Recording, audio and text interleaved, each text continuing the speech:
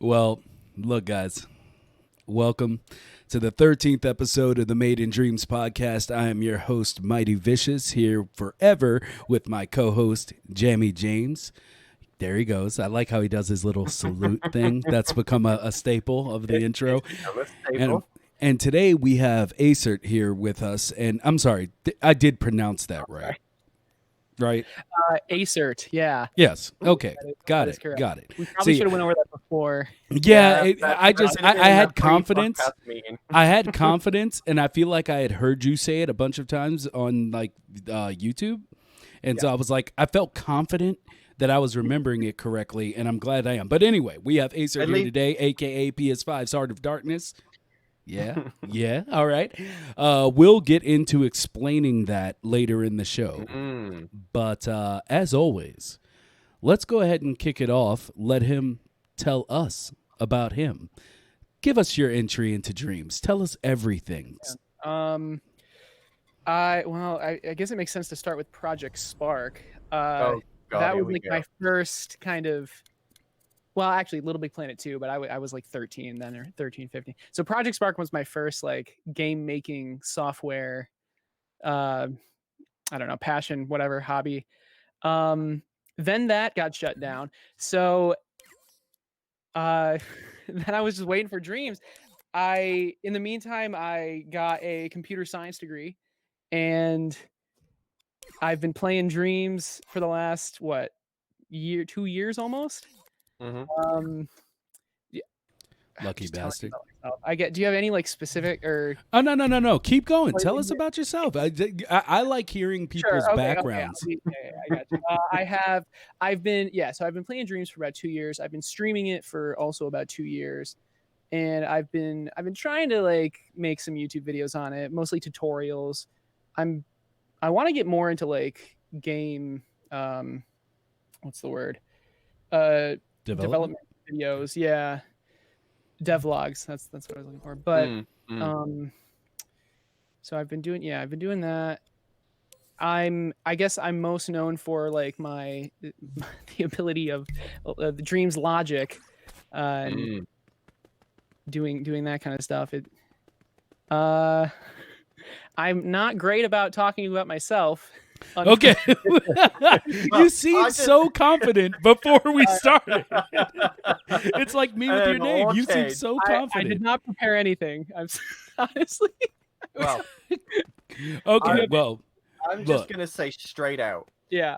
I too am currently doing computer science. I'm getting a degree in that.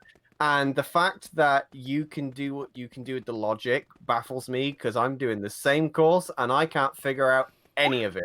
So yeah. What year are you? Are you like a sophomore? Yeah. Are you really? Oh, that was a good guess. I would say the computer science degree does not. It doesn't really directly translate to Dreams, but it helps me when I think, like when I'm trying to solve a problem in Dreams. It helps to think like, how would I solve this with real programming? And then attempt to use that train of thought in Dreams. Again, it does not directly translate at all, but it just helps you think differently, I guess. But I mean, you still need to like learn what all the gadgets do and all those tricks. It just comes with time. You just need to practice. Every project you do, you learn a little bit more.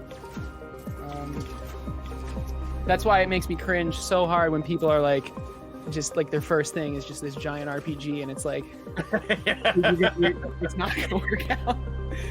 That was my downfall when I first got into the early access. I did the same thing. It was my downfall. I thought of this game where I'd make parallel universes and different doors that open to different worlds, and each door would enter another dream. I got obsessed with the idea of a dream within a dream within a dream.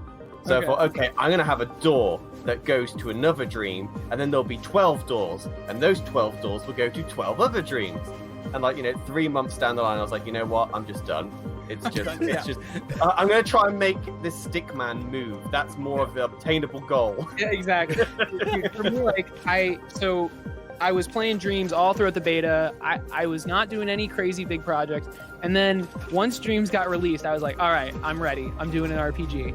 And I knew enough to get me to do what I wanted to do, but I didn't know enough to be able to like pull it off, like put it all together.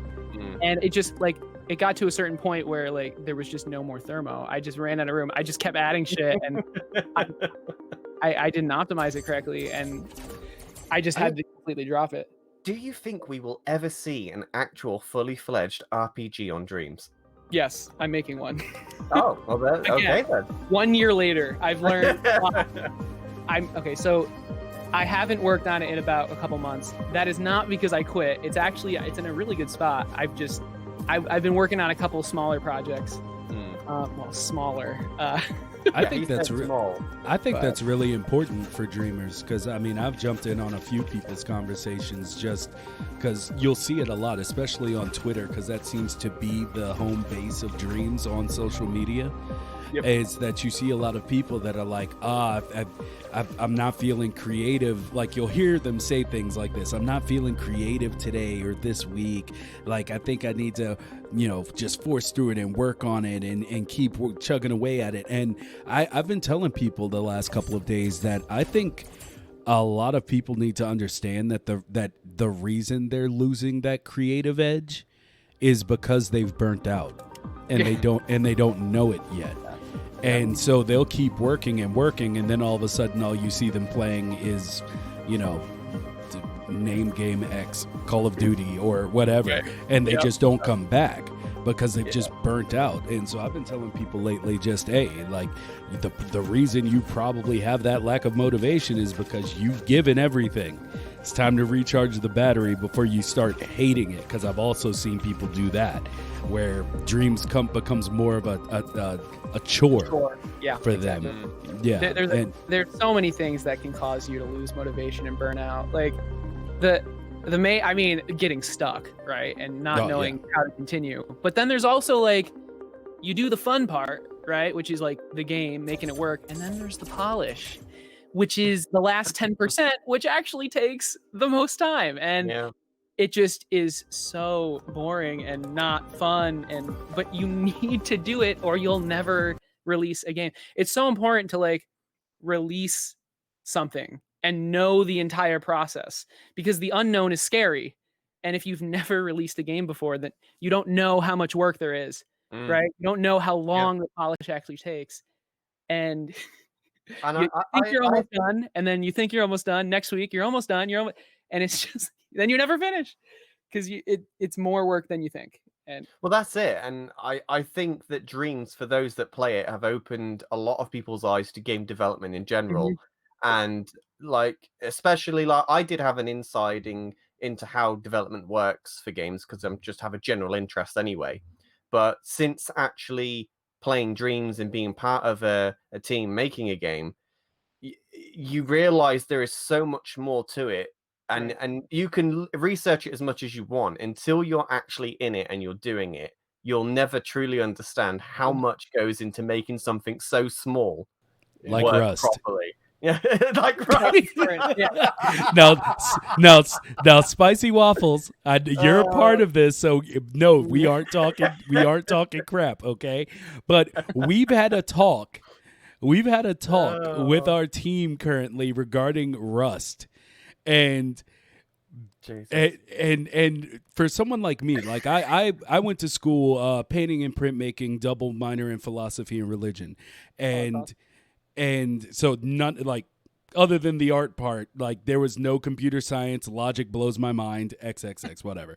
So, but we've been talking with basically our sculpting team and trying to be like, we want a Rust look, and the way that they describe to us how to make Rust is the weirdest thing we have ever heard. And so like rusted metal, is that what you're talking about? Yeah. And so for me, and mind you, like I know you said you've only seen one of our episodes, but mind you, I suck. Okay, at every piece of like I've gotten to the point where I'm becoming confident in my sculpting, nice. but it's been a long road, okay? And Logic, I'm not even going to try. I'll hire someone. Like I'd rather pay money than try that. But the way they describe making Rust to me, I'm just like, is it not as simple as just getting your spray paint and spray painting layers of color to make Rust? And I know it can't be that simple. Like maybe it is, but I'm just saying it wrong, or we're not speaking the same language from a studied painter to and whatever to like a dream artist. But yeah, it blows my mind. Like that's how detailed. Like that's how much you have to change your perspective of how you look at things when it comes to making in dreams. Like not everything is that drastic, but the idea that alone can cause like a week-long hiccup of like, but Rust though, like that's that is something. And you said you've been in this forever, so I actually want to go back to a topic from last week and get your opinion on it.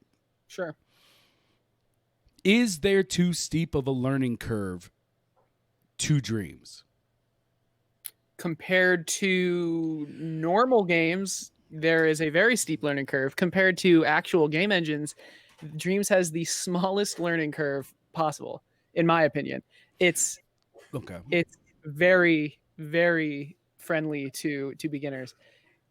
That being said, it's overwhelming, but it's a game engine with more than what a normal game engine has. With real game dev, with real life game dev. I don't even know how to word this without offending people. With outside Dreams game dev, like Unity and stuff, you need to learn a separate program for every aspect. With Dreams, it's one program. So there actually is more to learn in Dreams than, let's say, Unity, but Dreams has everything. And it's also easier to learn. So yeah, I mean, there is a pretty steep learning curve, but you asked me if it was too steep, I think. Yes. Mm-hmm. I don't think they could make it any easier, frankly. I guess more tutorials, but and well, see, that's the thing. Gadget and it tells you what it does. I feel it in itself is kind of breeds becoming more streamlined. Like the way the game was made, and being that there's such a helpful community, there's things that seem hard now, but once I have to keep reminding myself that we're not even a year in on official release. And so when you think about this game over the 10-year plan and you think of year 2.5, maybe year 3, how many things you're literally going to be able to go in and just grab? Like all the logic and everything, where it's just like, hey, you need mouths that do this, just throw it on the puppet. Like, I mean, just that alone, I've seen videos this past week that have blown my mind. And it was the one thing that I was like, hey, being that they are masters, should release like their own little things to help streamline things and get people creating. But then I was like, but that's kind of the job of the player base. Exactly. And so, seeing things like this really makes me excited. But let's go into eventually, like, after like Dreams gets to like year 2.5, it's already starting to be able to do it, but by 2.5 it will pretty much be, if someone wants to just jump on the Dreamiverse and drag and drop a game together, you literally will be able to just pick and play anything and mix it all up and make something truly unique out of a million different people's assets. That in itself is exciting. It's kind of, you got to be careful like how the logic meshes together, but like, yeah, you can grab a character, you can grab like a map set kit, whatever you want to call it, shove it together. And then MM has already made like that racing thing where you drop the kit. I've never used it. But like you drop that racing I'm above it, but no, I'm just, there's this guy that just automatically like does it for you. You just have to drop it in, stuff like that. Like there's not a lot of that from what, admittedly, I don't really search the Dreamiverse for that kind of stuff. I make that kind of stuff, but I feel like as time goes, there's just gonna be more and more of that, just pre-made games where you just fill it up. I've made a ton of remixable templates. Like I have a whole collection of just like for like an infinite runner, I don't know, I made a Keld actually used this, the custom planet. It has its own gravity. You can like walk around it. But these are all like remixable templates. They're not. They're made for people to remix. Mm. I don't know. Time. I would say I wanted to go into next something that you would. I don't know if you had posted it out so everybody could see it, but you had said that you were taking laser bounce. Yes. And bringing it or redoing it in mobile. Yep. And what has that journey been like? Like now that you did say you were in computer science, so I mean, I'm sure you have a handle, but is it frustrating?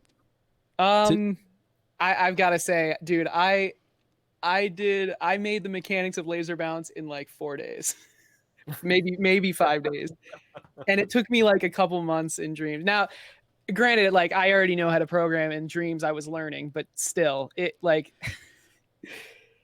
that part of it was very, very pleasant, not frustrating. But the other stuff, it can be interesting. Like currently, the engine I'm using Godot. It's okay that you don't know what that is. Don't worry about it. But, think like Unity. It like it doesn't have. I'm struggling with adding like in-app purchases at the moment. There's because I'm using. If I was using Unity, there'd be a ton of tutorials. But for Godot, there's not that much. So like that's one thing. There's like kind of like a lack of tutorials for that, which is annoying. But so like I mean, you wouldn't have that issue in Dreams. There is no in-app purchases or anything like that. There's so much. Like the game is done actually, but there's so much to do other than the actual game. There's a lot of I guess polish, but to make it like a good mobile app. But I don't know. So, and how is your experience from Dreams to developing outside of Dreams? Which do you prefer on a creative level? Okay, so the programming is you can do so much more than Dreams. It's so much it's so much more powerful. But the assets, and like making it look good, like lighting. Dreams, it's so like I could even do it in Dreams, albeit not amazingly, but I mean you're seeing laser bounce and it looks pretty decent. Yeah. The app is a little less well lit, I guess, for now until I learn how to do that. Oh, and particles in Dreams is so easy. So yeah, that's kind of stuff I'm struggling with. Like asset making in Dreams is so easy. And if you can't make the asset, you can just find it. Now that's true for what I'm doing right now, but I mean, you can't really find the assets I'm looking for. So let me ask you this, because I just had actually, you know what? I'm going to bring in two things from chat. First, we had Zypher75 who said, just want to gush on how Aecert got me into learning logic in Dreams due to super creative when it comes to building logic. Love his streams. I would just like to second that, because even though I would rather pay somebody to do logic for me, when I couldn't and I was trying to understand how it works, that's when I found you. And I wasn't part of the Dreams community on anything at that point. And I was just bewildered looking at your YouTube like, oh my God. And your video on an infinite runner game. Okay. Actually, I showed that to my friend who's he actually does programming and everything. And he was like, oh crap. And he went out and bought Dreams. Oh, nice. to make an infinite runner. But the Boom Shakalaka also asked that I ask you about Gungeon. Sure. Yeah. So I for my second, I call it the whatever code name or whatever, it's called RPG V2. Because one is rest in peace. But for that, I also made I also redid my procedurally generated dungeon for that. And every time I work on that, Boom wants me to turn it into a game called Gungeon, where it's a dungeon crawling game with guns. What a great name.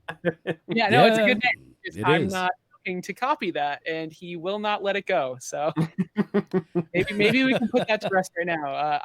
I don't plan on adding Gungeon to my RPG. But thanks for asking, Boom. So, he's saying I'm not talented enough to make Gungeon. He's trying to strike you from multiple angles. Oh shit. Next, let's go into Ghost Geezers. So I found Ghost Geezers to be very enjoyable. I'm glad. And I say that the way I said it because like when I was reading the breakdown of the game and it said survival, it completely turned me off. I was but don't take that as a general reaction. I'm a man of extremes. Had a hot action stud, if you would. And see, what it comes down to is like I don't play games to be stressed. That's just never my thing. Like if something is a narrative, I can take it because it's a narrative. And so anything that comes with that, I'm all in. But when something says survival game, or most of the time or horror, I just completely shut down. And I'm just like, oh God. But I played this game and great job. Thank you. Super polished. Yeah. Super polished. So, let me just say, like, I did not just make this myself. This is the first game that the team I'm on has made. This was our first project. We got the team together and we were like, well, okay, let me just say the purpose of this team is to apply to the Media Molecules like contract job, but we needed like a portfolio first. And well, the Halloween jam was there and we were like, all right, let's try it. We weren't planning on making jams because we didn't want the time crunch kind of shit, but it was a Halloween, so it was like, all right, you know what, let's do it. And we were thinking about different things. We wanted, so we had this, we wanted to be a ghost, right? And that's pretty much all we had. We had a couple of different ideas.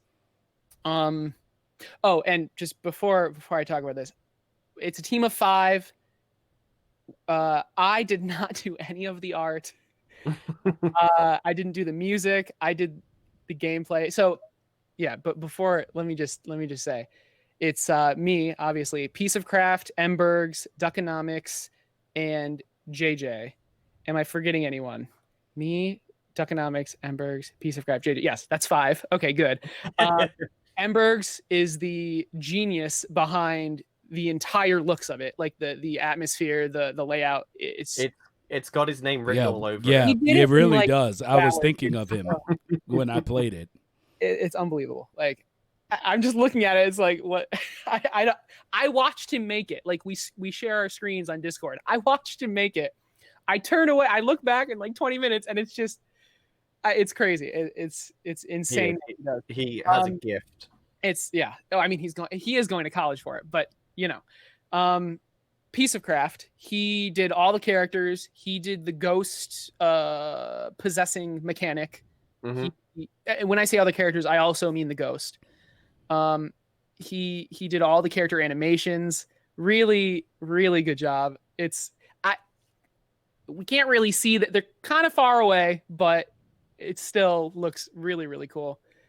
It's a shame we can't look at them closer, but actually in the main menu you can. But yeah, so Piece of Craft, character stuff. JJ admittedly did not do much on this project. Not really her fault. She's on the team for narrative stuff mostly. And this isn't really a narrative game, but she did help out picking out the sounds, which definitely helped save time because we're again like crunching. We worked on it right up until the deadline. And then Duckonomics did he sculpted a good amount of things. But most, like, the main thing is the music. He did a really, really good job making the songs. His Duck cannot make a bad song. It's his music he makes. I mean, have you heard his music? Probably not. Just, I don't know, maybe you have, but he's really, really good. And then what did I do? I put it all together. Like You're the I glue. made the actual game system, and I also worked on the enemy's path. I worked on the enemy logic and the path finding, following, whatever. And also just like the actual game. And I also made sure these hooligans didn't increase the scope so large that we couldn't get it finished. The ambition is real. We were not short on ideas, but it's what it's what you can so do easy. in the time you're given. It's so easy to just go crazy. But yeah, so okay, that's the breakdown of the game and our team.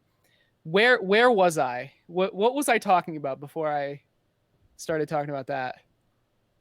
Do you remember? I'm not gonna lie. I've been. Yeah, I've just been sort of absorbing all of this information of who did what and how it was done. Yeah. We were talking about Ghost Geezers. We were oh my god. Sure. Okay. So right, we wanted to be a ghost. We knew we wanted the player to be a ghost. We had a couple ideas. We boiled it down to two.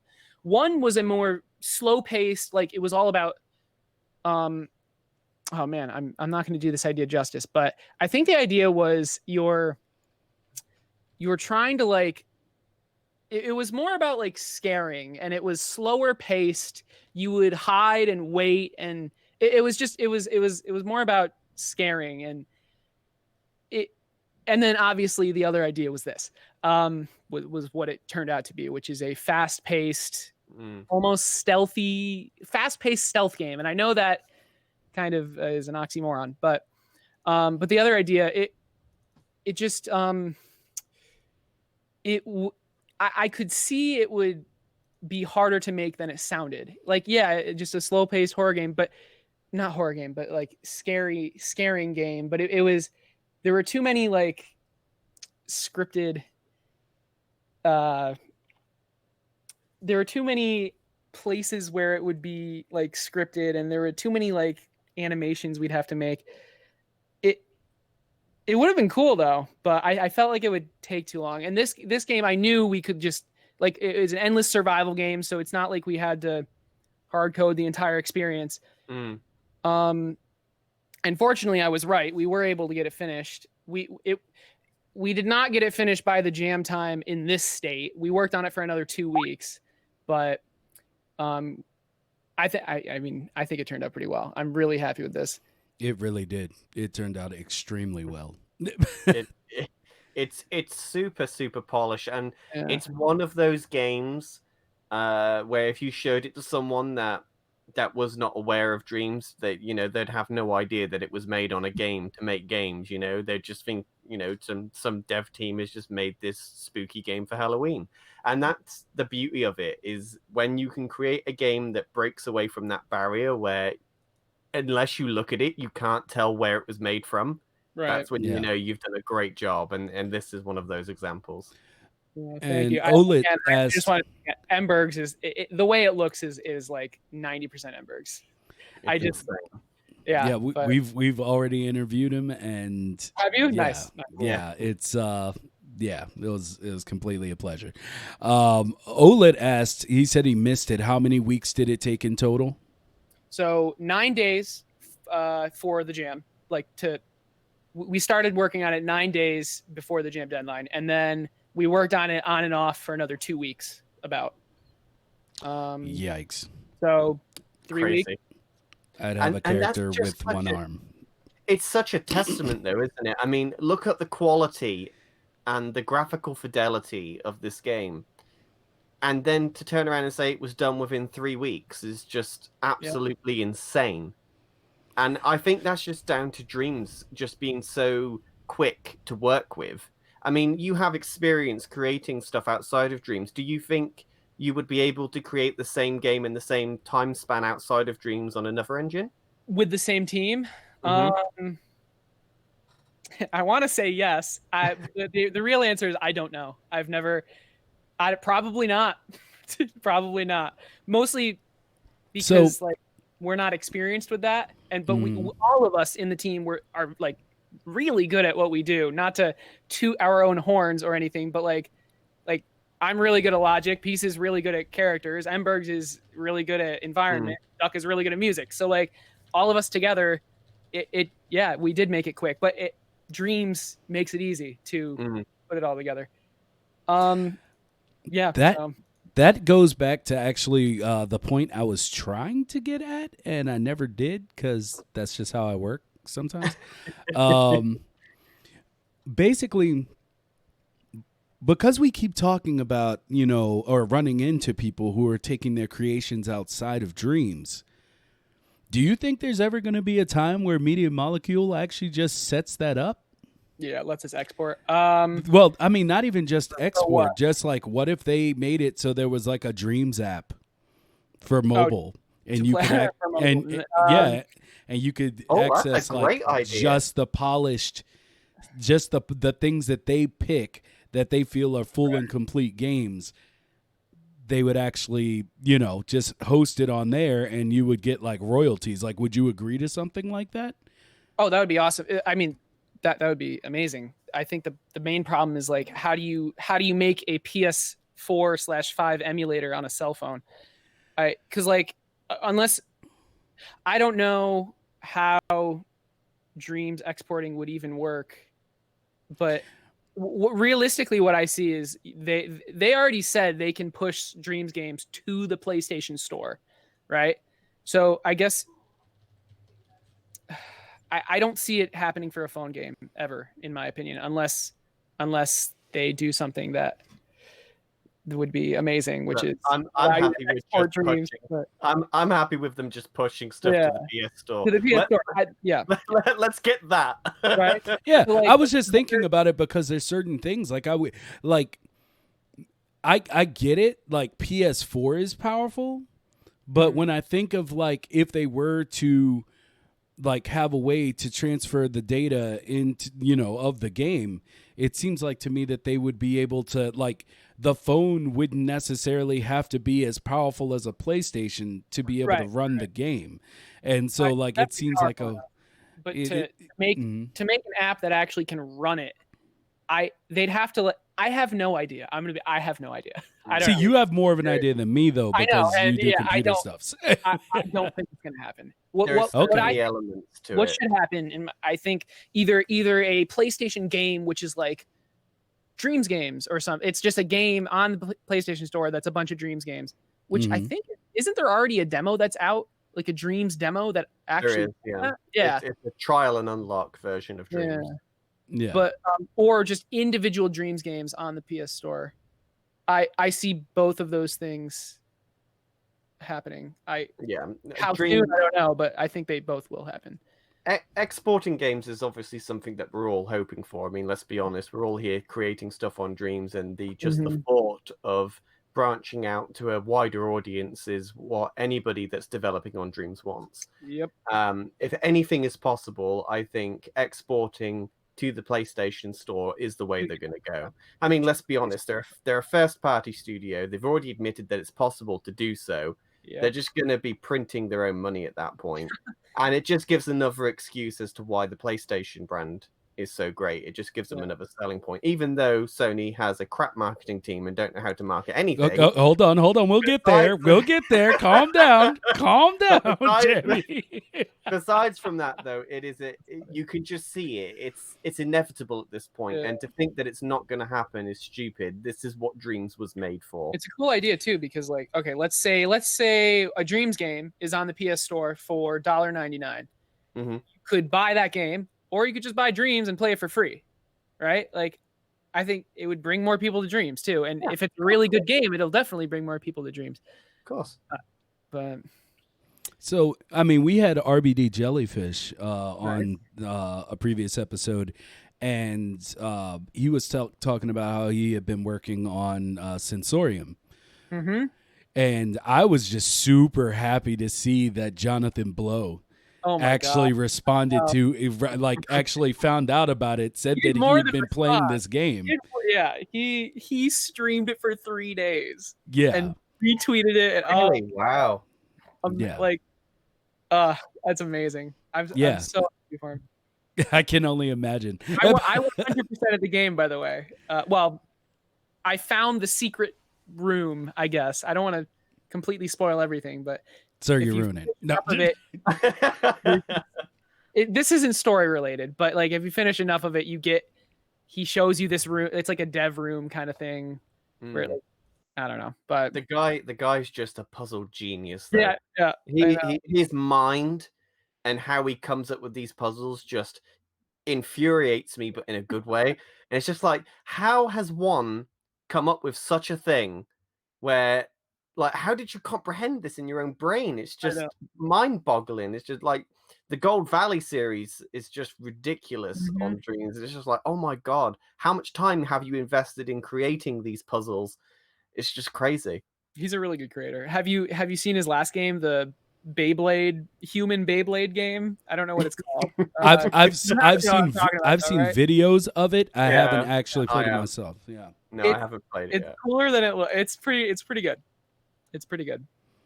But yeah, every game he's picked, it's fantastic. Like his projects are really nice. Yeah. No. Go ahead. I was gonna say, I hope one day I can also make games that, well, I want to do better than his game. I mean, I'm sure he wants to do better too. Like, Stop playing it safe. Just put it out. I want to be able to like make my own games and sell them. Like that would be awesome. And I'm pretty sure he does too. But he is definitely closer than I am. But yeah, I mean, may we all get there. I mean, well, y'all all get there. I mean, I'm not really in the same field, but I'm trying. So let's go into the main discussion topic so we can stop trying to pry you open for the time being. Yes. Give us all your information. But, let's go into the topic you had brought up to us in Discord, how upset you would be if you were unable to get a PlayStation 5. And I have things to say, as always, about that. But go ahead and tell us, other than your genuine like sadness over not being able to make them take your money, like why exactly do you say that? I mean, you're doing fine with the PlayStation 4, by the way. You're rocking it. You're doing miles beyond what we could do. I don't know. I'd really, honestly, I just want the controller. The controller. Yeah, the controller and is amazing. The speed of it and the fan, and it's just I bought my PS4 used like a couple years ago, so it's probably like 4 years old. I don't know how old it is, frankly, and I just want a PS5 really bad. Like if I don't get one, it's for me. I don't really care about any of the next gen games at the moment. I just want it to play Dreams better. So if I don't get it, it's not that big of a deal. But I would like to buy it. And the day it was released or whatever, when you could pre-order it, I tried. Well, actually, that's not true. I was very busy and I missed it. They gave us a very generous 10-minute.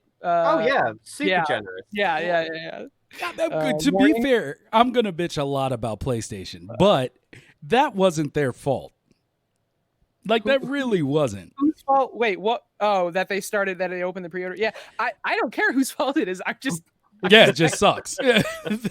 Yeah, and then but so apparently the 11th or the 12th or something, Walmart and a couple other stores are opening pre-orders again.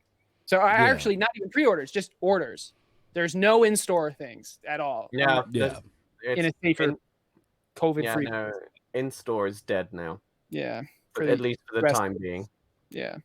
So that's my last chance before I just give up completely, frankly. Well, boom shakalaka, let me explain to you something. It is annoying that the EU gets it a week later than NA, but not really. See, because no one here other than pre-orders are going to have them. So it just doesn't matter that we technically could. It's gonna be as close to a paper launch as it could be without being a paper launch. Like that's how this is gonna go. Which is, you know what, Jamie? Black Friday. I'm thinking whether or not to let you run with it because I don't think I'll get it back if I give it to you. Right.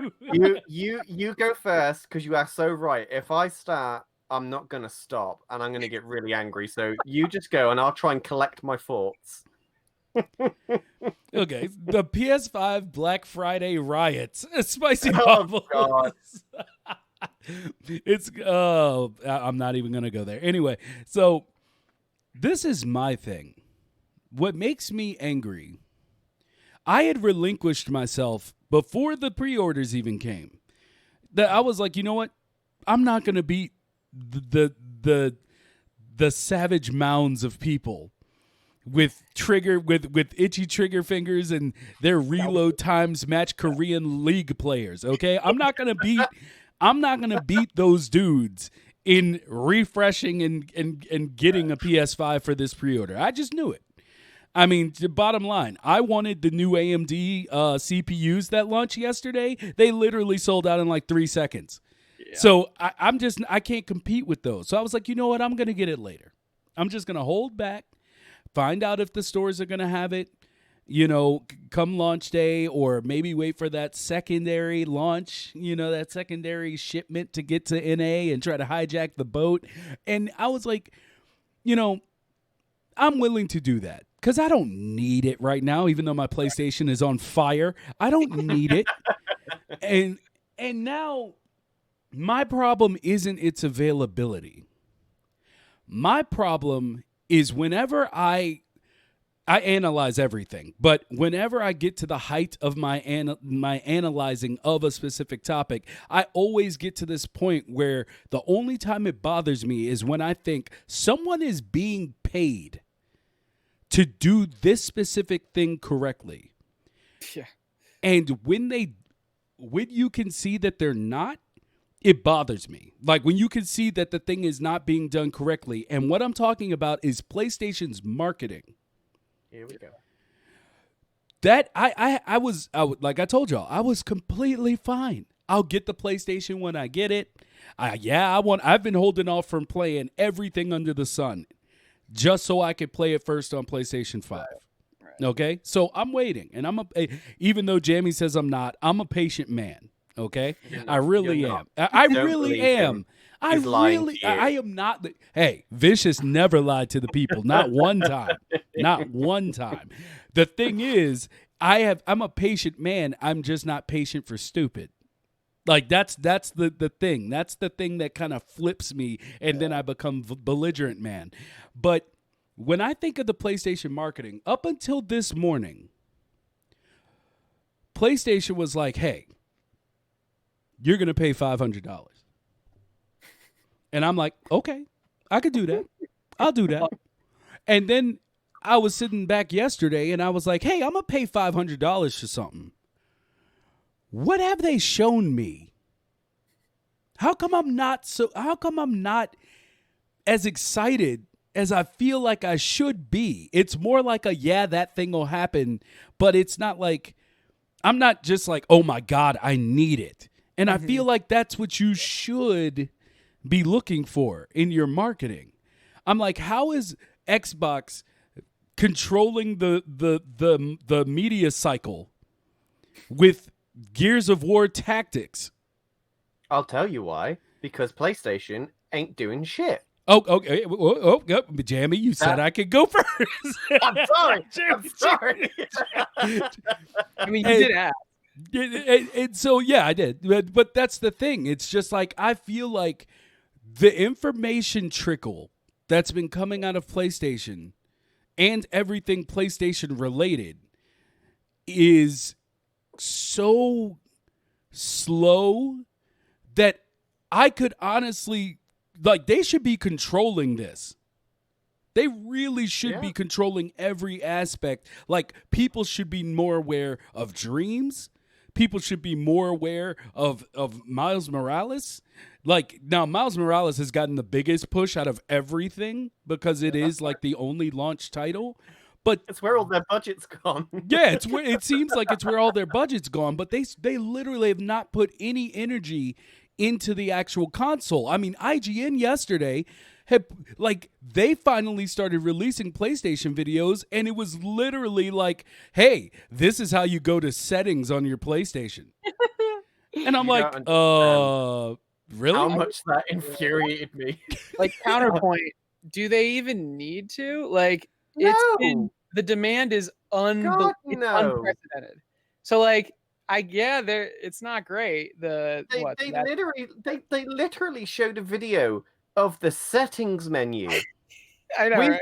The people that are buying this console have been playing consoles from the PlayStation 1 upwards. We know what a settings menu looks like. We're not stupid.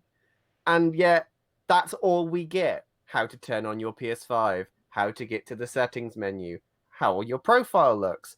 And that's just completely rubbish. We don't need that. Show me more of the UI. Show me more of the menu. There's probably going to be a day one update, right? Well, of course there is. Yeah. So, but like, it's just I don't understand where their heads are with the marketing of this whole thing. It's like you wait weeks and weeks and weeks with nothing, and then all of a sudden we've got a video of how to turn on the PlayStation. Come on. And I want to address, because Boom Shakalaka said they don't really need to do much. They were smart, just letting the games do the talking. Right. The thing that made the PS4 so successful. Okay, I agree with you that they don't have to do much, but they have to do something. And I would go as far as to say that so far they've done nothing. Do they have to do something, honestly? I think they do. Because why? Because I don't think they do at all. Have you seen the demand for this thing? Of course. Just because there's demand, though, doesn't mean that something needs to be aggressively marketed. Like, there's going to be more Xboxes on the shelves. There just are going to be, and I with that being the case, because we don't truly know what their quantity is. Like, we don't know how many they've made. We don't know when the next batch is coming. Like, we don't know if there's going to be a lull. There's some people that did pre-orders, and they've been told that their system's not coming until 2021. Well, Japan isn't getting any more consoles till February 2021. Yeah. So if that's the case, you want to create a sustainable demand so that people remember that basically what you're offering, you're not going to get with the other guy. And people who own a PlayStation that are like, hey, yeah, PlayStation 4 was awesome. We can wait for the games. The games are going to be awesome. But there are people who still don't know. There are people who still don't know that as you want them to feel, you have a superior product, and you still need to prove to them that it is superior. Resting on your laurels is how Xbox went from Xbox 360, one of the greatest consoles ever, to Xbox One X, the biggest piece of garbage that one could ever fucking put together. And so when that comes down to it, like, you can't rest on your laurels. You can't say, hey, we got this install base on PlayStation. We don't have to worry about getting them involved for PS5. That's how you lose it. That's how people come out of the woodwork. That's how Intel lost to AMD finally. It's a bad trend to set. And I'm not saying you got to go out and blow your load. I'm not saying you got to come out of it and be like, hey, we got this, we got this, we got this. I'm like, until Jamie told me, and we talked about this on the podcast, I had no idea what the hell 3D audio was. I don't know if you. Oh, well, it's amazing. Yeah. like after Jamie. Go ahead. They could have easily done a video demonstration of how 3D audio works. It works with any headset. Granted, the better headset you have, the better experience you're going to have with it. But any stereo headset, you'll be able to experience the elements of 3D audio. So when they was doing their whole UI showcase, why not add a 30-second clip of some 3D audio playing to say, put on some headphones, this is the experience you're going to have when you get a PlayStation 5. So like they haven't released any. Yeah, I mean, you're saying like there's not a video on that. There's not very much advertising content at all. Is it safe to assume that there will be once it actually once it releases on the 11th, or when does it release on the 11th, or like what's the 12th? 12th? Yeah, 12th and 19th. Maybe that's when the videos are coming out, because like they don't need all, like they have released stuff. They did the teardown video. I admittedly I haven't been following this closely because I wasn't able to get one. So, but we're right there with you. Yeah, I know, yeah. I mean, they've already sold out instantly. Like, I think as long as it actually is good compared to the Xbox, I think we'll be fine. But yeah, they do have to be careful because the Xbox is being, it seems from what I've read in chat right now, it seems like they're being more open. And yeah, they showed. Now, mind you, to be fair, they ain't got no damn games, but and that's being fair. But the thing is like they have been, like, they know they don't have games. They know that Game Pass is their way of getting. It's not about the games we're gonna have. It's about what do we have day one that you can just turn on the console and just start playing. Mm-hmm. And they've marketed that beautifully. But people still have questions about Miles Morales. Yeah. People still have questions like, hey, how come y'all never, like, well, they did recently address why the saves don't work. But then there are people who still think it's a DLC-sized game for full price. And that's people who are getting the PlayStation. Mm. Like, that means you haven't conveyed or communicated things effectively enough. And that's what I'm saying. If that's your starter game, that's the thing other than Demon Souls. Astros and Demon Souls. That's right, yeah.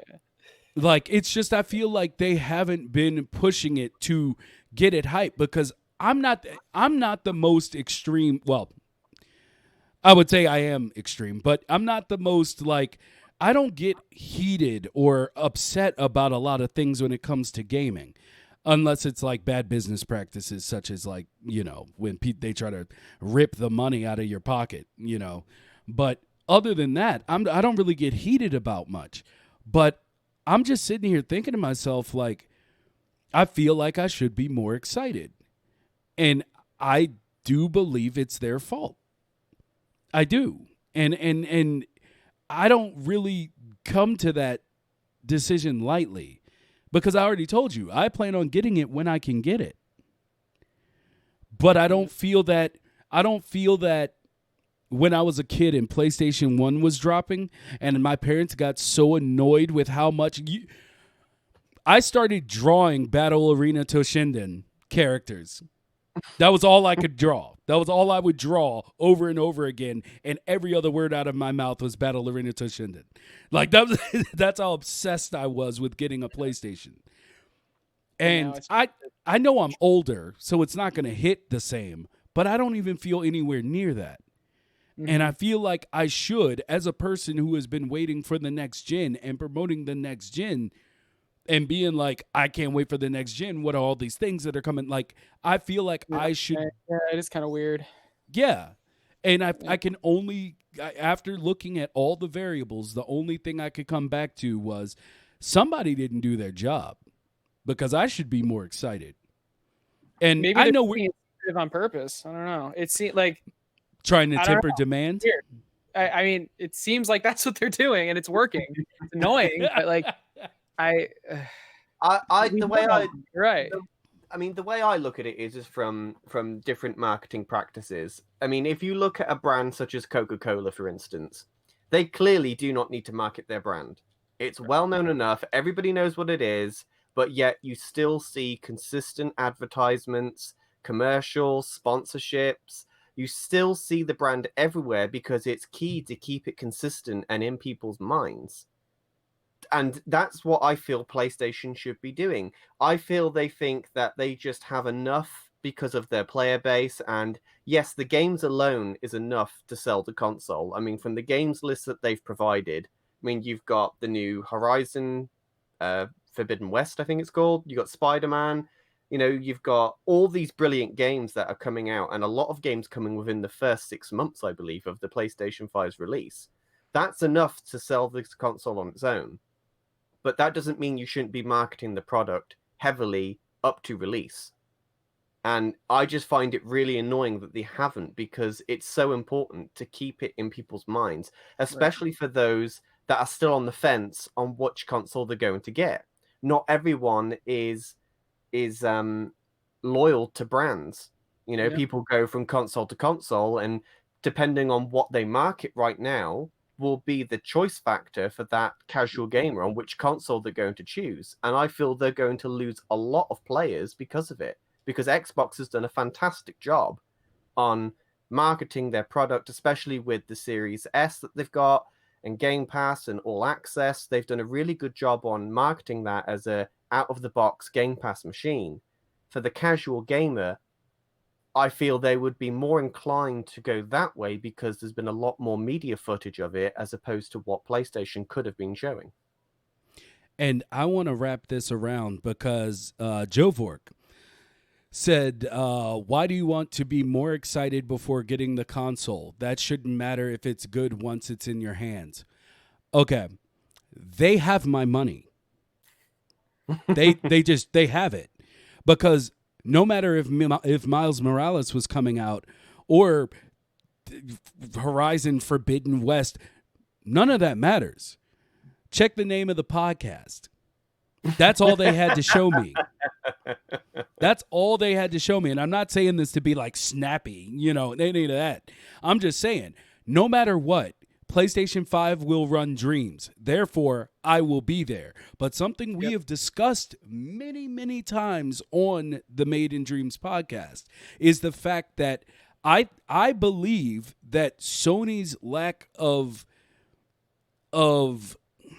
marketing, even towards some of their own properties, including Dreams. Especially Dreams.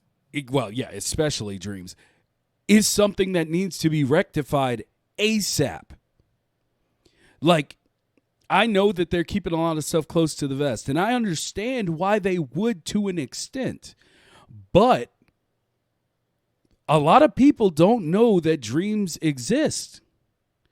And if the player, and if the market, or if the people don't end up getting a PlayStation, don't know what PlayStation has to offer, not even from next gen, even things that are going to be getting upgraded from this gen, that affects all of us. And the reason I brought this up on the Made in Dreams podcast and not on my other podcast that I do on Wednesdays is because this affects Dreams. Right. We need more people to know that Dreams exist. We need more people to understand what you can do. And the more that they don't show us things, like if now, mind you, if I were with Sony, mind you, it would be in the dirt. I would have crashed that company. Okay, the point, but everybody, like all of us, love Dreams, and for people to not know what it's capable of is a tragedy. And for people to not know that it exists is a tragedy. The fact that it's not being pushed into schools, in my opinion, is a tragedy. Do you know what I would have done? What I would have given? This is what I love from all the people that we've had on here, because I said, I'm a gray bush, okay? I'm older than I look. How old are you? I just turned 39. Oh, shit. I was going to say 35. I wish. You said 39. My joints wouldn't be so powdery. 39, right? Yeah, 39. Yeah, 39. Oh, hey, all right, all right, fair enough. That is pretty old. Look, gray bush. In the gaming game, that's gray bush. So, Satendo, thanks for joining. But basically, all I'm saying is, when it comes down to it, this lack of marketing that I'm seeing is something that's becoming a trend, and I don't like it. And maybe that ultimately is what's causing my issue, is that I saw that they haven't pushed Dreams, and no offense, but with Dreams, who knows what we're looking at? Not even like, I know I jumped forward into 3 years of the 10-year plan, but if they had some sort of day one patch, not that I'm saying they have to, but if they had a day one patch that actually just made it so Dreams could do what the PS5 is capable of, just that alone, that'd be crazy. that is insane. And I feel like if they were taking it seriously, that would be something they would be pushing, even if it's not day one. Even if it's not day one, if you say, "Hey, we're bringing yeah, my brain is really gone." But if you say like we're bringing ray tracing to Dreams, that alone would blow my mind, and I don't even really understand what I'm saying. But I know what ray I know what ray tracing looks like when I'm shown it, and I know that if it was in Dreams, it would be better, and therefore I'm infinitely excited. But see, that's not hard. That's hard to say that. No, I don't think they have that. That's day the problem. One, but it's not hard to say it, but the moment they say it and then they don't deliver, which has happened a lot with Dreams. See, they get chastised. It's just not. It's not good. But then I would counter with, why don't you have it ready?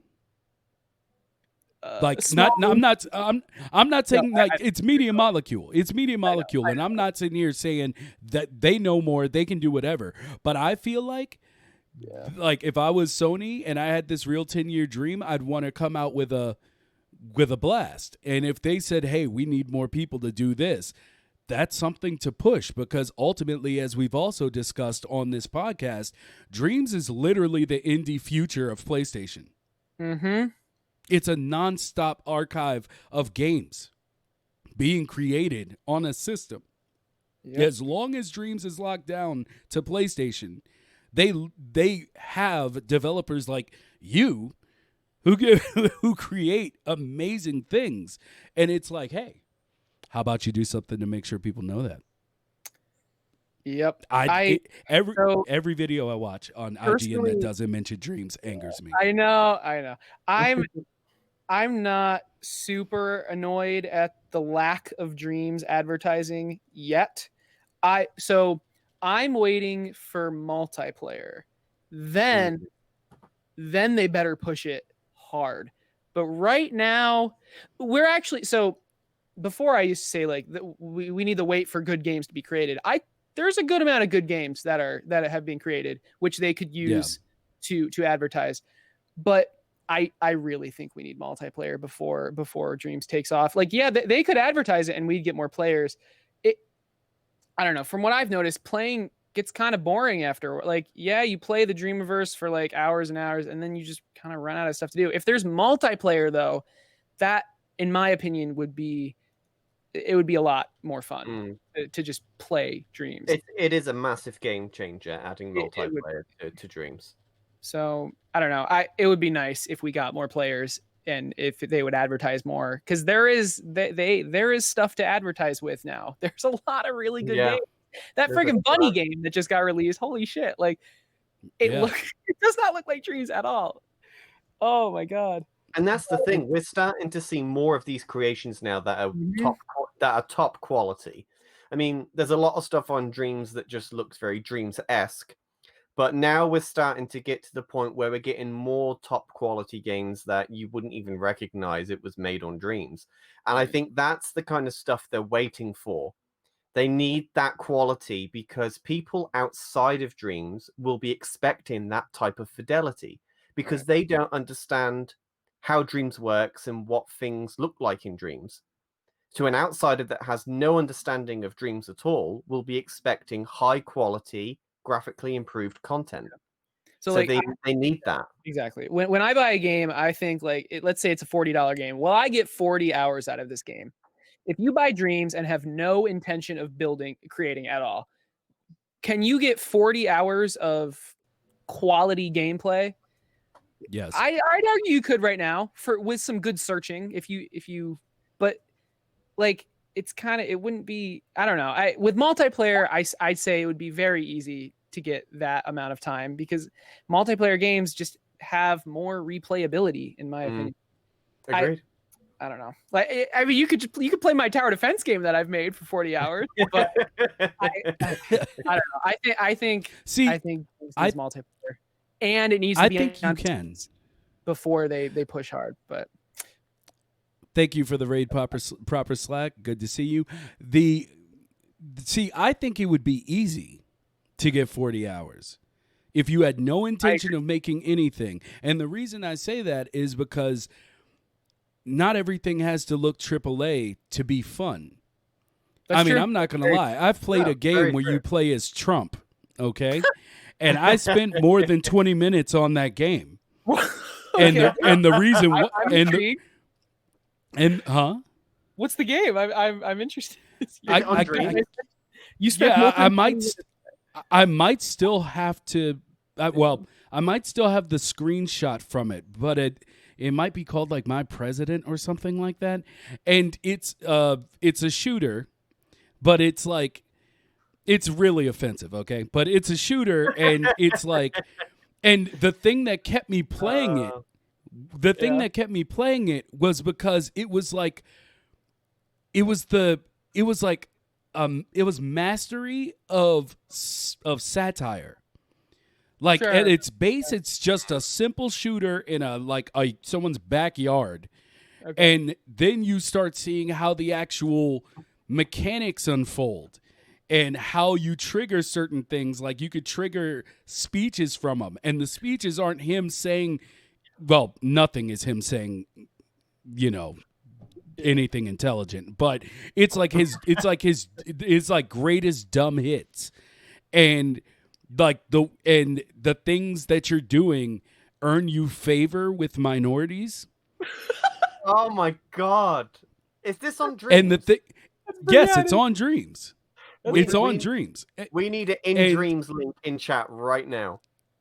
And the thing is that the whole game is backwards. Like no part of it is serious. It's the only way you if someone were to say, like, how could I not be angry at the fact that somebody made a President Trump game? This would be why, because it's just so blazing saddles. If for some of you, I'm sure that's, that came out way before you were born, so you might not get it. But it's so blazing saddles and humor that it's like you can't be mad. And I kept playing just because I wanted to see all of the mechanics in this dumb friggin' game. Yep. And so if I can do that with a game like that, then yeah, you can get. I mean, all the 8-bit games people are working on, all the just so much stuff that people have done that even if it's not your, I'm going to sit down and play this game for the next 8 hours, it's still like, hey, I'll play this. Oh, crap, that was really fun. And they had it when I played it. It was coming soon that they were adding a character select, and Boris Johnson was going to be the secondary player. Yeah, naturally. I need to play this game so bad. See, and that's what I'm saying. So you don't have to make AAA material. There's a big enough market for indies now that even if you can't get rid of the Made in Dreams look, that doesn't even really matter. People have been having the argument of graphics versus fun forever in gaming. And I feel like this is where you get to, where it doesn't have to look great. Or look great in the terms of, indie publisher versus AAA studio. But it's like, do you have fun? Well, if fun's what you're here for, then you get it easily. Most games have maybe some memes. look at Among Us. Among Us is not a graphically enhanced game, but yet look at the popularity. Easily makeable in Dreams. Yeah, easily makeable in Dreams. And you could say that about a ton of look games. at Acert's face. You need multiplayer. When I say easily, multiplayer for that. That's a stretch. Yeah. I don't, dude. If they even had 4-person multiplayer, that would be amazing. But because if they had 8, they'd have to change a bunch of gadgets.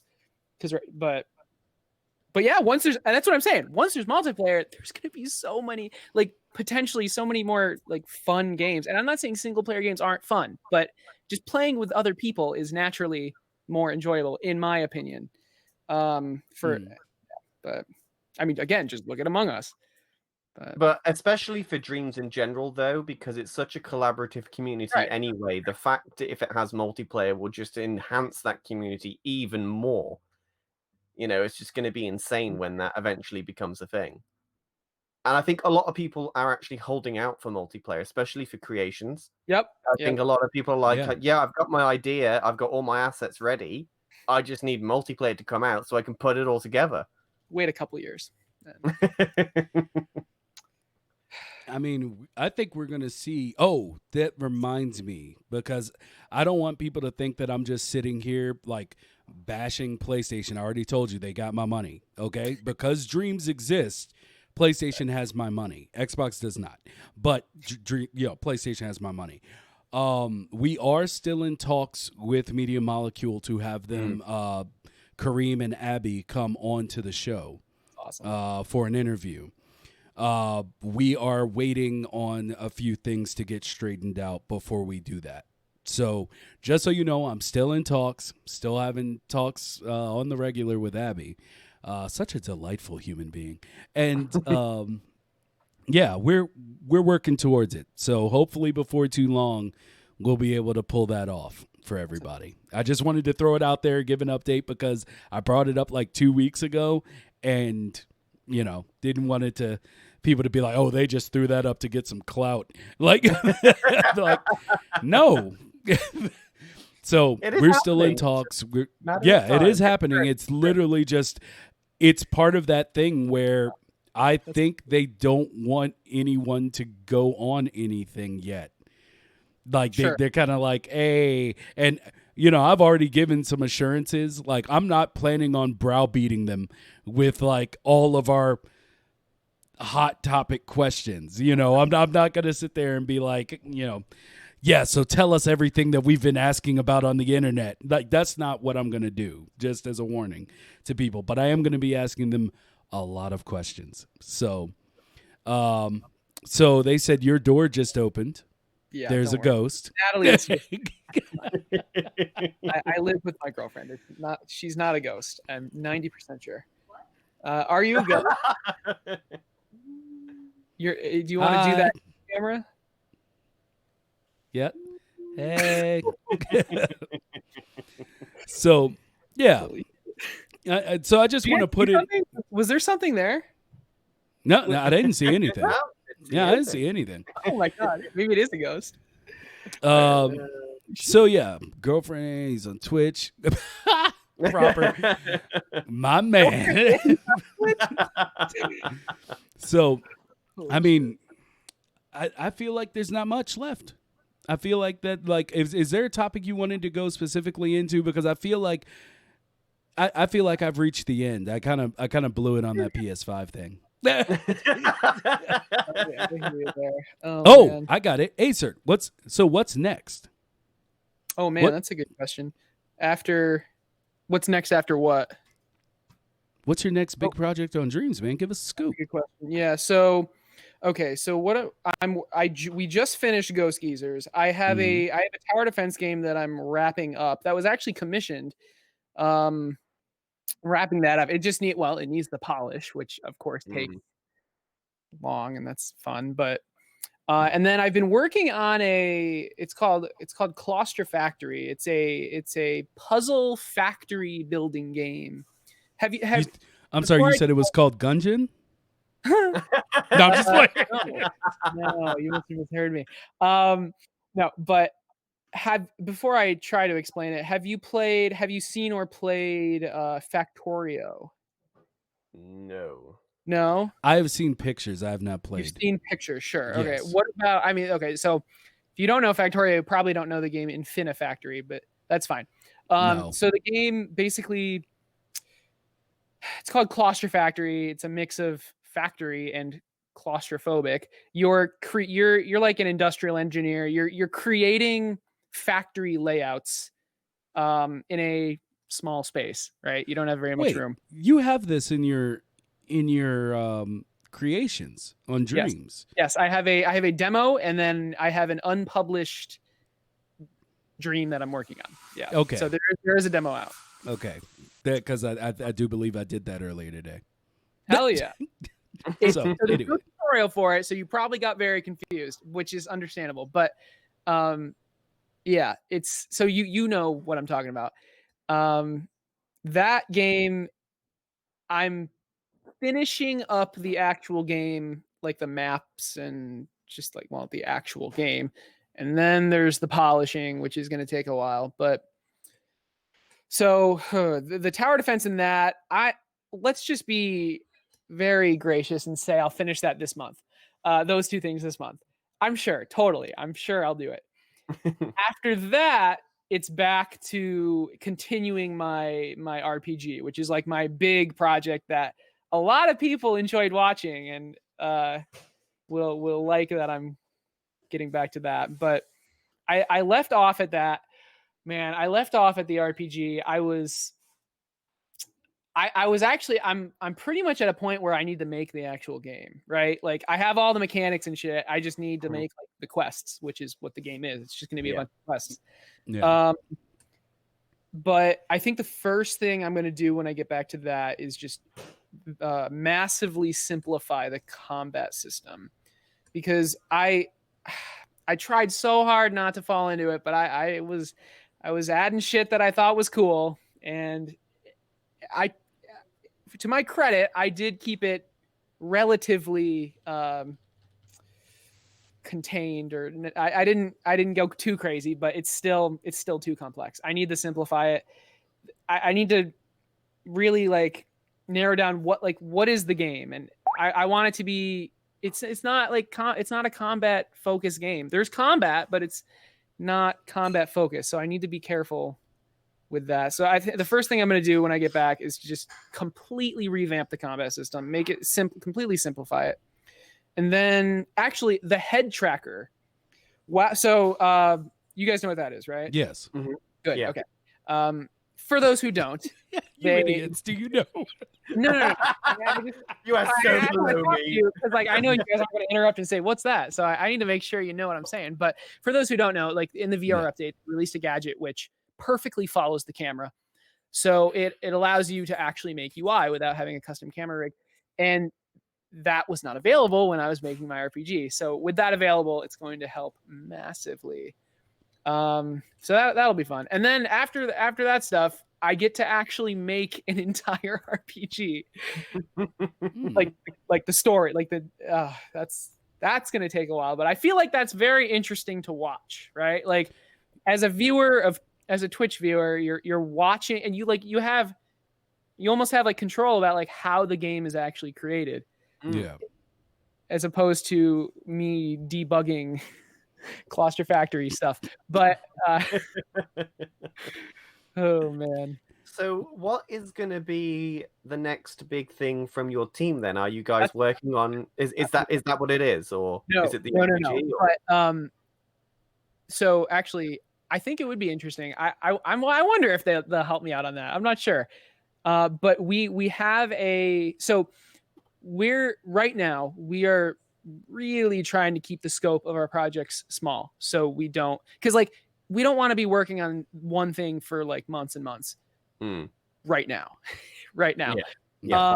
We want to get a portfolio together and then use that to apply to the contracting position.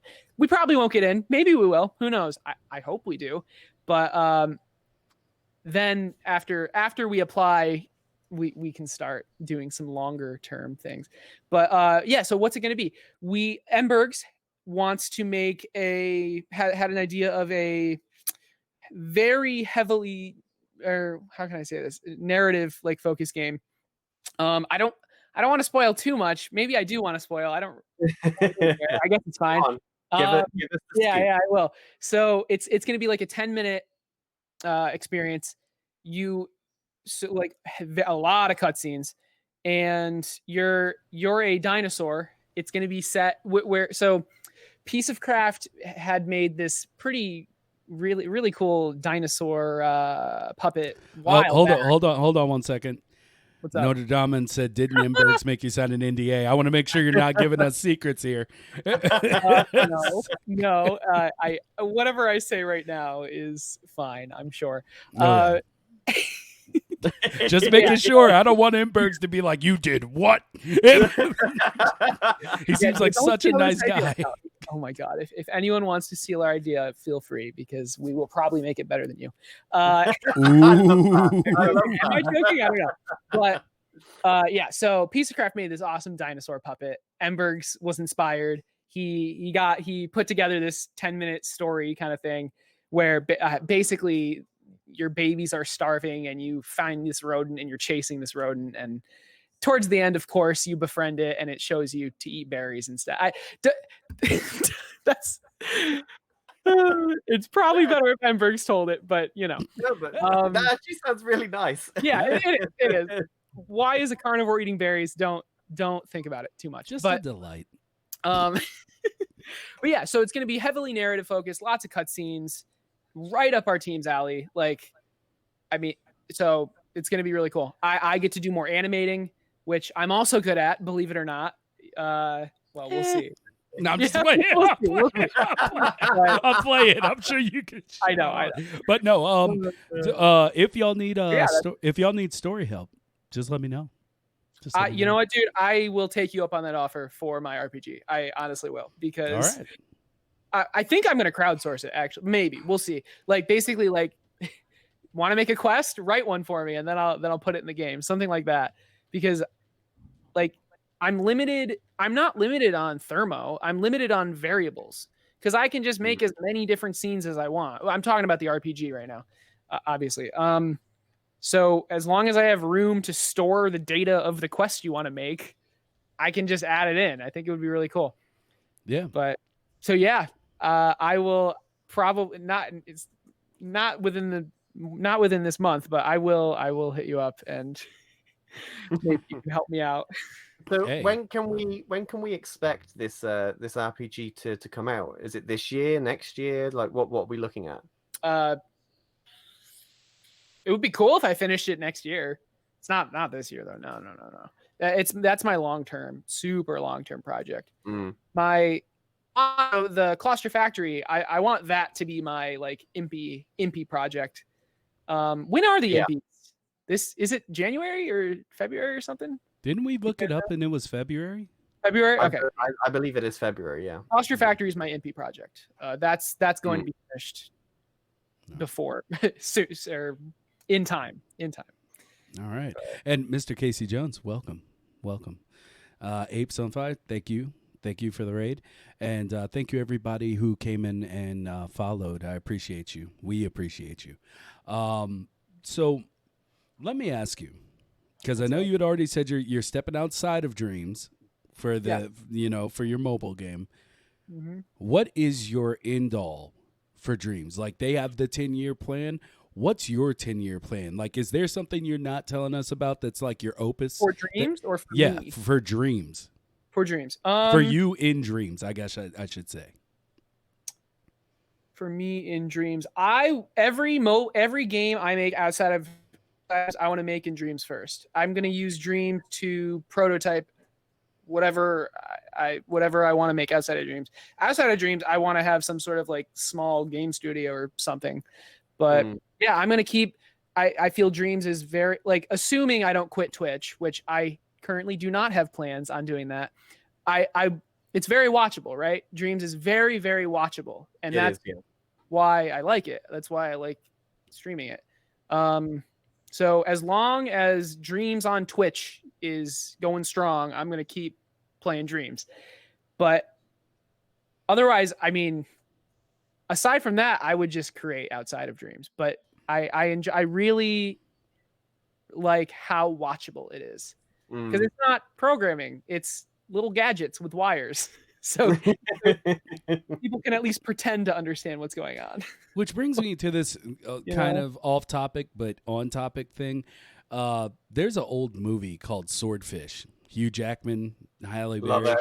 Yeah, you love it. You love it. Okay, and John Travolta as well. But one of my friends who's he's actually friends of the other guy I brought up who is a programmer, and he always made me laugh because he would always bring up that movie because of how much it angered him. That Hugh Jackman was visually creating a virus. Is that what happened? Oh, wow. Yeah, because he's like basically he's creating a virus, a computer virus, visually on the screen, and that used to drive him as a coder and everything. Drive him up the wall. He could not let it go. And so when you were like, "Yeah, it's watchable," you could do it with the. I was like, I actually wonder what that friend would think of Dreams. That his worst nightmare. Yes, come on. I'm going to recommend a film for you to tell your friend that's even worse for a visual aspect of hacking is Hackers. Have you seen the film Hackers? I have not. What? No, I'm just playing. I'm not going to be that guy. Dude, I don't get very many. I don't watch very many movies. I don't get very many pop culture references because I just don't. I don't remember. Even if I did know it at one point, which I did not. I don't remember things that aren't important. For my brain is really good at it's. And like, if I forget your name, please don't take it the wrong way. That's not what I mean by not important. But I just, with pop culture references and movie references and actors and stuff, I could not care any less. I do not understand. I mean, this is totally off topic. I don't understand why people follow celebrities. Well, maybe I understand it, but I don't follow celebrities. Okay, well, let me explain it. But yeah, tell me about the movie. Let me explain to you why that is. Why what is? Why people follow celebrities. Oh no, I think I know why. Well, let's see if I know why. I think they wish they find their life interesting and they kind of wish they had it. That's why maybe I'm wrong. What you tell me. I think it's the same reason that you're on this podcast. It's the fact that I found someone that did something I couldn't, and I want to learn from them. Now, there are people who are not doing that, but I think that even the people that I'm talking about in that sense started from this place. Because it's like I never understood sports, but people keep telling me like everybody's really into sports because like it's kind of like the fulfillment of things that they couldn't do. And therefore I just want to play. Like I don't why so like I'd rather play the sport. And I guess if I can't, I don't know. I want to I love playing tennis. I love golf. Watching it's all right, but I would rather just play it. And I guess that's the way gamers work. Yeah. And with games, like I can play it. Well, I enjoy watching video games sometimes, but like I really like playing them, right? Like yeah. Yeah, I don't like watching sports and I don't like sports. All right, see, that's the thing. I used to watch sports all the time when I was younger, but then I just kind of grew out of them. Except for like, I love tennis. I love watching tennis. I used to play tennis, believe it or not, my big ass. And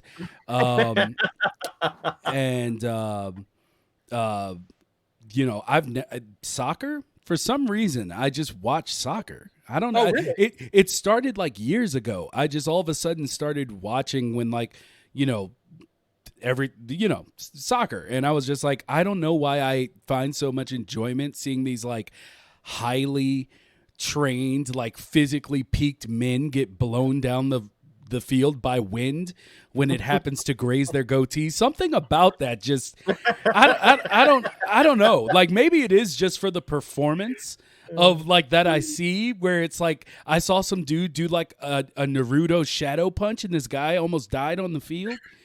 It was weird, but yeah. So, I mean, I don't know. Like, I don't really get caught up in that stuff, and I know exactly what you mean about celebrities and people who are obsessed with them.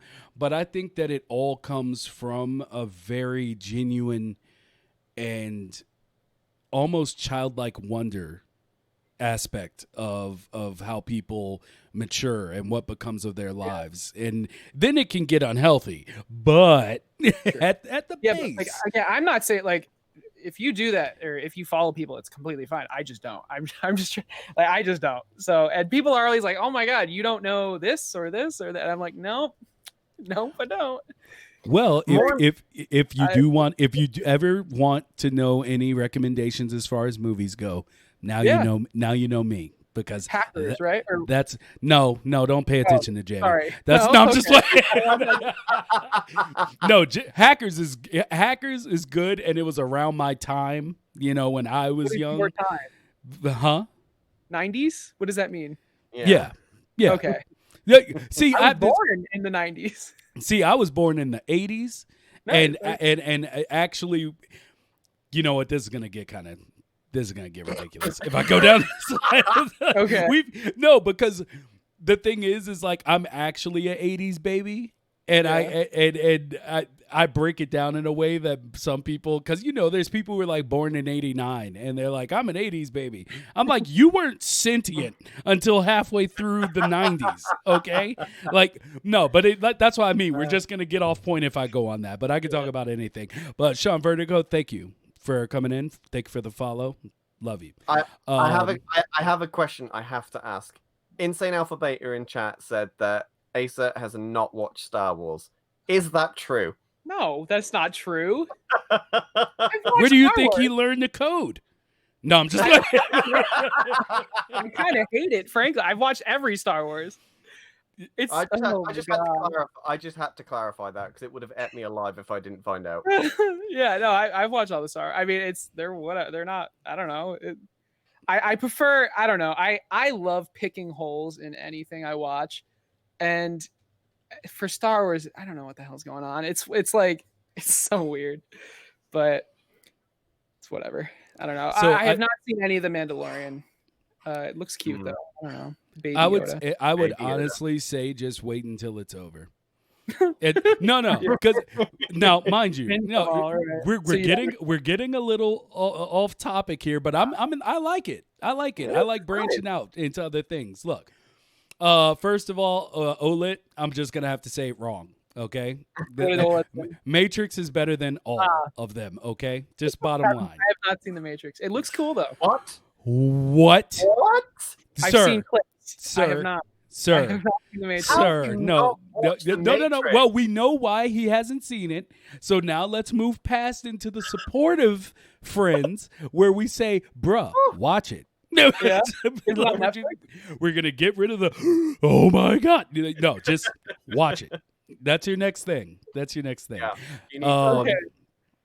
You're like 3 times my age. Yes. Yes. When I say the gray bush, I'm telling you, in gamer age, I've reached 39. My birthday was October 21st. I finally, how old is Jay? I think Jay's talking about me. Oh, wait, no, wait. How old are you? Is Jay 8? What? Wait, I'm 24. What are you doing here? I think we might be above your. Jay, how old are you, dude? What's going on? Jay's like 13. Okay, all right, half. Okay. Yeah. Okay. Oh, okay. What is going on? I was thinking that too. I was like, hold on. Wait 8? A minute. He's like 8? What? I was like, I'm 25. Jesus, how old is this guy?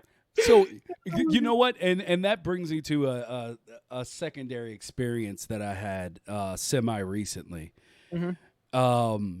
I decided that I was going to, I know we're completely off topic now, but you know what? We're just going there. I decided that I was going to try out TikTok. Sure. Oh, God. And I was like, you know what? Minute-long videos. I'll just throw out little clips of stuff, see what sticks, see what doesn't. And then I got followed. And because I come from Twitter and some other places, it's like, hey, I'm gonna follow. I'm gonna follow back. Okay, so I followed back and then realized that the person I followed back was like an 11-year-old girl. I have not turned my TikTok back. Like, I haven't clicked that icon since since that happened. I was like, oh, and I'm out. It's weird. Hanson ain't coming out of the woodwork for me. That's real talk. Like, I was just like, oh my God. And I just felt so slimy.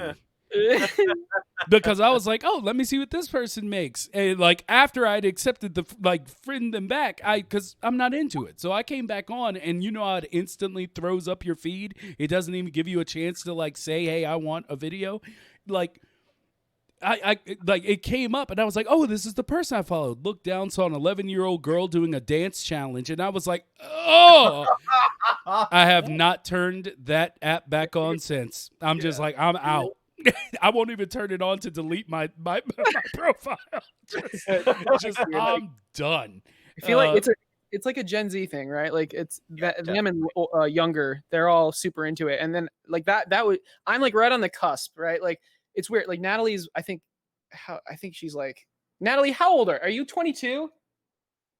Okay, she can't hear me. She's like 2 years younger than me. She's super in the TikTok, and I'm just not. But we're like the same. I don't know. It's kind of weird. It's the complete opposite here, because my wife is 26. Yeah, and she is obsessed with. Oh, okay. So maybe it's just okay. I'm just not into it. Yeah, I just girl thing. That makes sense. I think it might be a girl thing. Yeah, they're funny, but like the ones she shows me are kind of funny. I don't know. I get at least 6 TikToks sent to me on Messenger every day. I ignore all of them. My friend sends me TikToks, and I'm just like, I'm not going back. I can't go back. The rules have been broken. She shows them to me. You can't go back. Yeah. TikTok, got to make a new account. I'm not making nothing. I'm deleting it off my phone. I'm just acting like it doesn't exist. That's really funny. So yeah, but that made me think of that. But just so everybody can know, because we were arguing about it in chat, The Matrix is the trilogy. When they say the trilogy, it's The Matrix. I win. Point invalid. Over. So let me see here. Jamie, we know you are not on it. You would be an Insta star. Oh. I don't do Instagram either. He'd be like, I'm James. And then the girls would be like, I'm James. Come to the lotion lobby. What? That would be it. That would be it right there. Over and done. As a matter of fact, I think I just came up with your career for the rest of your life. Forget dreams. You need to go out and start a place called the Lotion Lobby. It'll be perfect. All right. And you won't sell lotion. You won't sell lotion. Just keep them guessing at every point. Right, they're like, I came for lotion. I have no idea what this place is actually selling, but I'm on this ride now, and I need to go into the back room to see what's really happening here. So there. Jesus. See, there's a new storyline for you. Oh, it's called the Lotion Lobby. I think you know what's happening. Okay. Yeah. See, you think you know. But do you? Yes. Do you? Yeah. It's quite evident. You never know. It might be a boutique for nipple oil. So you don't know. You don't know. What the fuck? All right. No, I'm just okay. Moving on. What? Please. What? Oh, you want another storyline? Okay, yeah, I got you. Here we go. No. Oh my god. So, do you guys still use Facebook? I'm curious. I use Facebook Messenger. I'm not talking about that. That doesn't count. Oh, that's okay. That's completely. I'm talking about Facebook. Like I look through Facebook.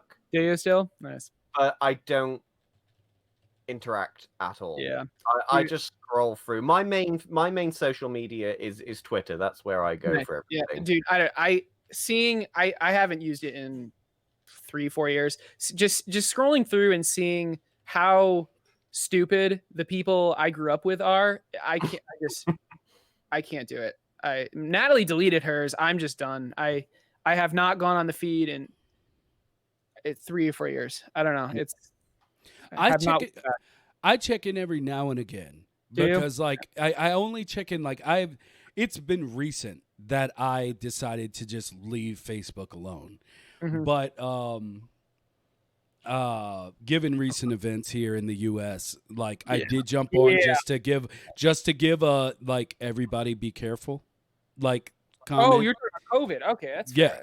Well, that and other things, but we don't need to go into those on this show. That's for the other one. We do not. And so, yeah, like I still jump in and say little things like that, but I check it maybe once every 2 weeks now, just to be like, hey, one thumb swipe, and if I see something that just is anti-dreams, as far as like, it makes me forget how wonderful the dreams universe is just with one flick of my thumb, I'm just like, yep, this is why I left, and then I turn it off.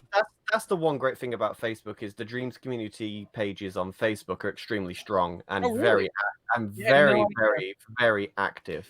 There is at least I find they are. I find that there is a good community on the Facebook pages for dreams.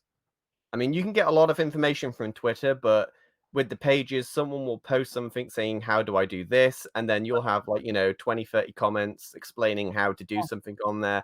So it's great for that. As far as dreams is concerned, it's a very strong Facebook page. It's cool. Yeah, I would have no idea because again, I haven't gone. That actually might make me I would probably just make a whole new account because I don't want to use my personal account. But all the main people's on there. Matt and Nebelong extremely active on the Facebook. Really? Yeah, extremely active on Facebook. So it's good. Yeah, maybe I'm just still salty. Maybe that's what it is. No, we're not going to go into it just yet. Maybe. Okay, we're going to go into it just as our last little thing. I'm just going to make one statement. Back before I was embedded like a tick into the dreams community, I had put out feelers to see if someone would like to help me on like my very first project that I was working on. And it was kind of like the reason I bought Dreams, because I'm like, I have time, but I don't know if I have time to make a full thing by myself. So I had reached out, didn't hear anything from anybody. And so like that kind of soured me. Like I still saw people's work and I would comment and, like and stuff like that. But the fact that I never got a response to that plea for help kind of always stuck with me.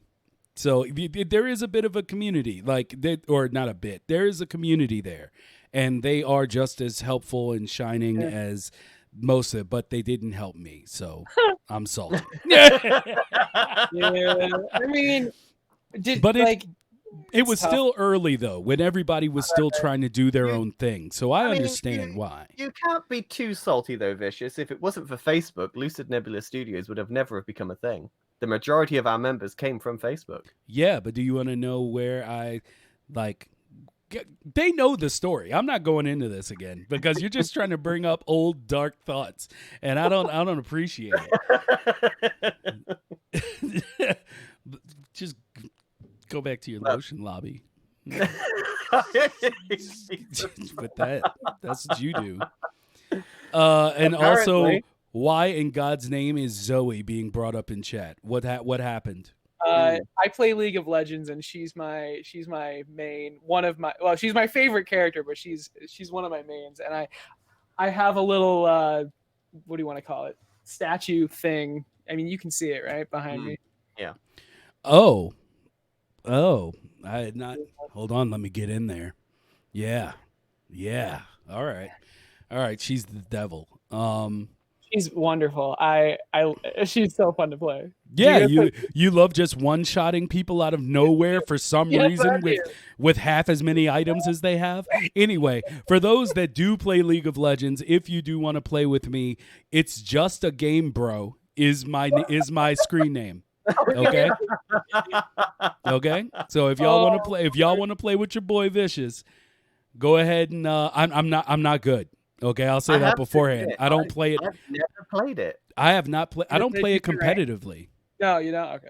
No, because it's kind of like my Zen game. Like I can just throw it on and just run through like 3 ARAMs and be like, all right, I'm good. Cool. Whereas if somebody gets to I don't mind losing. I think that's my problem. I don't mind losing as long as I have fun playing the game. And I don't really have a competitive bone in my body anymore. I'm just all about getting stuff done. And so for me, the only thing that can make me rage is when, or stop caring, I should say. It's not really rage. I just stop caring about the game. Is when people think they should be playing professional league or something. And I'm just like, bruh, you're in an ARAM with me. That automatically means you suck. Okay? That is like, and I say the same thing when I would play on the Rift. I would be like, guys, you're playing with me, which means you're really not as good as you think you are. But anyway, are we done for today's episode? Is that the end, or do we need to veer even further off the path? I've enjoyed it. I don't know about y'all. It's been nice to veer off the path once in a while. It's good. Yeah, it's the only path I know, so I. Fantastic. You fit right in here. Any of your episodes except I know we're not at your level yet, but we're working on it. We're working on it, sir. There. We're getting there. We're trying. You're above every other podcast. I've like so. I have not seen any of the Dreams podcast things. So or any podcast actually. So you can go back through it. They're all on YouTube, Spotify, Apple Podcasts. You can go through them all and re-listen whenever. Are they on YouTube? Yeah, yes. On YouTube. YouTube, we have them listed both under Jammy, who is Lucid Nebula, and we have them under mine, which is Mighty Vicious. So all of them are up there, and I try to post them in the past episode section on our Discord. Mm-hmm. So there's links to all of them there. So, yeah. So next week, before we go, I believe next week we have the creator of Vestige. That's nice. Coming on. And after that, the week after next, we have Saku coming on. Saku's Mine. Hey. So we have, starting with Aecert, we got some heavy hitters coming. And whenever we can get that answer for you, dude, you're a heavy hitter. Don't you make that goddamn face. Ain't nobody got time for that. I'm humbled or honored, I guess. I don't know. To be referred as a heavy hitter. You are. Like, and you know, honestly, the part of the issue is I think sometimes we hit too heavy. We need to get some of the smaller creators on here. But it's not like an issue, honestly. But